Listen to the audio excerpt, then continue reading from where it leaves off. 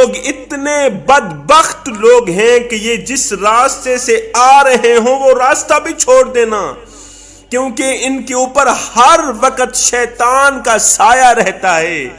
یہ وہ بدبخت لوگ ہیں جو ہر وقت، ہر گھڑی، ہر لمحے خدا کی رحمت سے محروم رہتے ہیں، خدا کے غضب کا نشانہ بنے رہتے ہیں۔ حضرت امام جعفر صادق رضی اللہ تعالی عنہ فرماتے ہیں جوانوں، ان 5 بدبخت لوگوں سے بچنا۔ اگر یہ 5 لوگ بغیر توبہ کے مر گئے تو مرتے وقت ان کا خاتمہ ایمان پر نہیں ہوگا، روح کے نکلتے وقت ان کو بہت زیادہ تکلیف ہوگی، بہت زیادہ درد ہوگا، قبر ان کے لیے جہنم کے گڑھوں میں سے گڑھا بن جائے گی۔ قیامت کے دن یہ 5 لوگ بہت بڑی شرمندگی کا سامنا کریں گے، ان کو بہت بڑا دردناک عذاب دیا جائے گا۔ پوچھا گیا حضرت آخر وہ 5 بدبخت لوگ ہیں کون کون سے؟ تو حضرت امام جعفر صادق رضی اللہ تعالی عنہ نے فرمایا پہلا قطع رحمی کرنے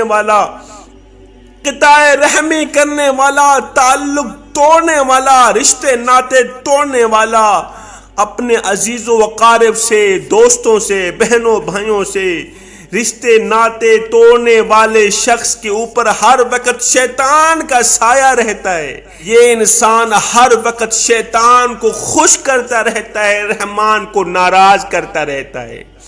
یہ وہ شخص ہے جس کے اوپر کبھی بھی خدا تعالی کی رحمت کا قطرہ بھی نہیں پڑتا۔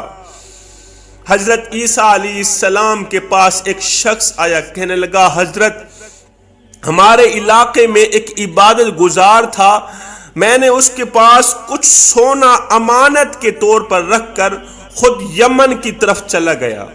کچھ عرصہ بعد جب میں واپس آیا تو وہ شخص مر چکا تھا جس کے پاس میں نے امانت رکھی تھی۔ میں اس کی اولاد کے پاس گیا، اپنی امانت کے متعلق پوچھا، میں نے کہا میں نے آپ کے ابو کے پاس امانت رکھی تھی، کچھ سونا رکھا تھا، وہ امانت مجھے واپس دی جائے۔ تو وہ بولے ہمیں تو ابو بالکل بھی نہیں کہہ کر گئے تھے کہ میں نے کسی کی امانت دینی ہے، کسی کا سونا میرے پاس پڑا ہوا ہے، ہمیں تو آپ کی امانت کے بارے میں کوئی علم نہیں۔ حضرت میں غریب انسان ہوں، کافی سارا سونا اس کے پاس امانت رکھ کے چلا گیا تھا، وہ مر گیا ہے، اب میں کیا کروں؟ حضرت عیسیٰ علیہ السلام نے فرمایا کہ اس کی قبر کس قبرستان میں؟ کہا فلاں قبرستان میں اس کی قبر ہے۔ حضرت عیسیٰ علیہ السلام اس قبرستان پر پہنچے، اس کی قبر کے اوپر جیسے ہی کھڑے ہوئے، حضرت عیسیٰ علیہ السلام نے اپنے کانوں سے سنا کہ وہ عبادت گزار شخص اپنی قبر کے اندر چیخ و پکار کر رہا ہے، کہہ رہا ہے مجھے بچاؤ، مجھے بچاؤ، میں مارا گیا، کیڑے مکوڑے میرا جسم کھا رہے ہیں، میں فرشتوں کے دردناک عذاب میں ہوں، فرشتوں کی مار پیٹ میں ہوں، مجھے بچاؤ، مجھے بچاؤ۔ حضرت عیسیٰ علیہ السلام نے دونوں ہاتھ اٹھائے، رو کر تھوڑی دیر کے لیے دعا کی، اس کے بعد کہا اے قبر کے اندر چیخ و پکار کرنے والے، اے قبر کے اندر رونے والے، اللہ کے حکم سے قبر سے باہر نکلا، اللہ کے حکم سے کھڑا ہو جا۔ ایک دم قبر پھٹی، اندر سے ایک روتا ہوا، چیختا ہوا، چلاتا ہوا باہر نکلا۔ حضرت عیسیٰ علیہ السلام نے فرمایا تو کس حال میں؟ اس نے کہا نہ پوچھو، میں اس وقت بہت بڑے عذاب میں مبتلا ہوں، فرشتوں کی مار پیٹ میں مبتلا ہوں۔ ساتھ والے شخص نے کہا میری امانت کہاں ہے، میرا سونا کہاں ہے؟ اس نے کہا فلاں جگہ مٹی کے اندر دفن ہے، جا کر نکال لو۔ حضرت عیسیٰ علیہ السلام نے فرمایا آخر تجھے کس غلطی کی وجہ سے اتنا بڑا دردناک عذاب دیا جا رہا ہے؟ آخر کس عمل کی وجہ سے اتنا دردناک عذاب دیا جا رہا ہے کہ تیری قبر کے اندر کیڑے ہی کیڑے ہیں، بچھو ہی بچھو ہیں، آگ ہی آگ ہے، تیری قبر جہنم کے گڑھوں میں سے گڑھا بنی ہوئی ہے۔ آخر تو دنیا میں کون سا ایسا گناہ کیا کرتا تھا؟ تو نماز بھی تو پڑھتا تھا، اور تو عبادت بھی کرتا تھا، پھر بھی تجھے اتنا دردناک عذاب کیوں دیا جا رہا ہے؟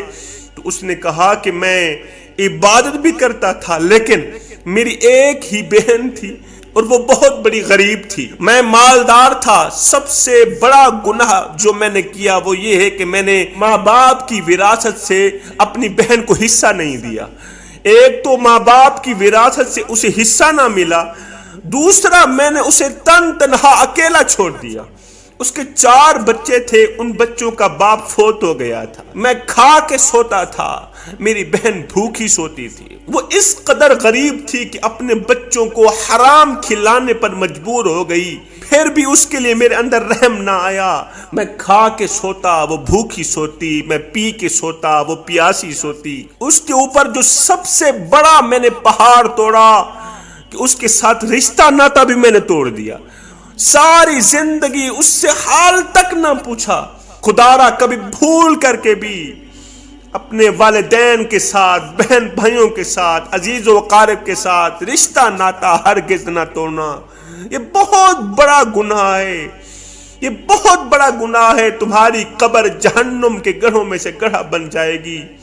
میں نے ایک بہن کے ساتھ رشتہ ناتا توڑا، اسے اس کا حق نہ دیا، اس کی فکر نہ کی، اس کی دیکھ بھال نہ کی۔ کہا اس کی جو سزا مجھے مل رہی ہے اللہ نے میری عبادت میرے منہ پہ مار دی ہے۔ ساتھ میں کہا او نادان، میں ہر ایک گنہگار کو معاف کر دوں گا مگر قطع رحمی کرنے والے شخص کو ہرگز معاف نہیں کروں گا۔ اس کے بعد وہ چیخ چیخ کر کہنے لگا، ہائے ہلاکت، ہائے ہلاکت، کاش کہ میں اپنی بہن کے ساتھ رشتہ ناتا نہ توڑا ہوتا، رشتہ برقرار رکھا ہوتا تو آج اس دردناک عذاب سے 2-4 ہرگز نہ ہوتا۔ فرمایا قطع رحمی کرنے والا یہ وہ بدبخت انسان ہے، یہ وہ بدبخت شخص ہے جس کے اوپر ہر گھڑی ہر لمحے شیطانی سایہ رہتا ہے، یہ شخص اللہ کی رحمت سے محروم رہتا ہے۔